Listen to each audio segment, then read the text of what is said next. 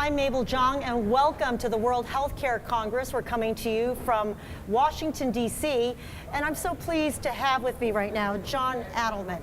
He has been in the healthcare industry for over 30 years, and we're going to talk a little bit about the models that are out there and why he prefers one over another. John, thank you so much. You're with ProCare Rx. Thank Welcome. you, Mabel. Thank you very much. Great to see you. And so you work with a lot of different kinds of models that you're educating your clients about.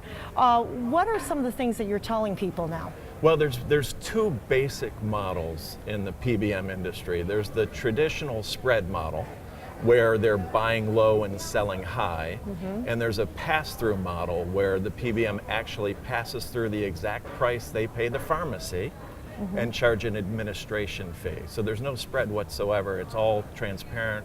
It's right out in front of you. You see exactly what you're paying the PBM versus a spread model where they're making however much in spread. Nobody seems to know. Okay, so of the two models that you talked about that are being utilized, are you seeing one catching on quickly, and why are people recognizing that as more unfortunately, beneficial? Probably 95% of all the employer groups out there are in the traditional spread model. And if I gave them any advice at all, run from the traditional spread model as fast as you can run from it. Because we're seeing through data when we reprice claims that the PBMs are making an awful lot of money per claim in spread. There's a lot of problems in that there's some manipulation of the AWP discount so that it looks like you're getting a better discount in the traditional spread model, but when you actually look at the data, you're paying quite a bit more for the exact same drugs. And that's obviously not good.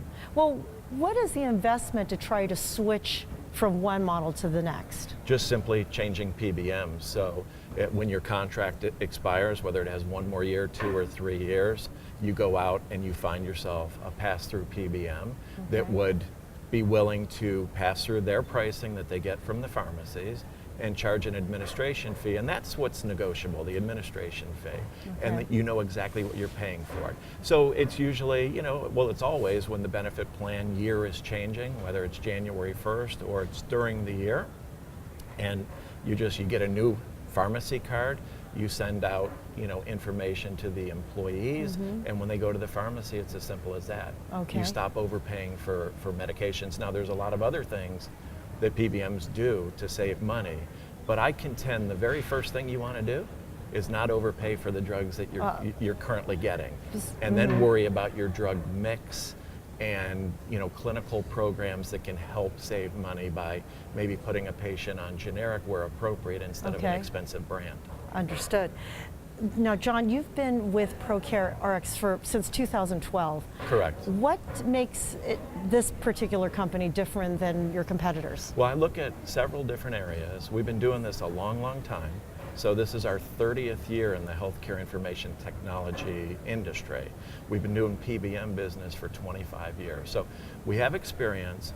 All the technology is in-house with ProCare Rx. So most mid-market and smaller PBMs are using a third party for their claims processing engine to do all of their stuff. A lot of them use a third party to do their network, their pharmacy contracts, their rebate agreements. ProCare Rx does all of that in-house. So we can do the benefit plan design. We can make it as creative as the employer group wants to or the consultant wants to in order to save money. We're not dependent on somebody else to do that for us. So the technology, the experience, the clinical team, we have a tremendous clinical team that helps manage disease states that are very, very expensive, gets the patients on the right drug at the right time for the right cost, help them comply with their medications. That's another big factor. And as I said before, not needing vendors. I asked the founders of the company are Roger and Barbara Burgess. And I asked Roger once, why did we open up our own mail-in specialty pharmacy back in 2003? His number one issue was, I wasn't pleased with the way the vendor, the mail-in specialty pharmacy, back then it was just mail, it was pre-specialty. I wasn't pleased with how they were treating our clients. I wasn't getting the customer service. So Roger and Barbara like to do things at ProCare Rx where we have control over it. We can make sure that we're meeting the needs of our clients. We're not at the mercy of a third party to provide any kind of services for our customers. Okay, John Addelman, thank you so much for your time today. Thank you. Thank you very much, Mabel.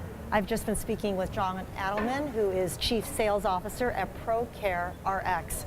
I'm Mabel Jong. Thanks for watching. Many more speakers to come. Stay tuned.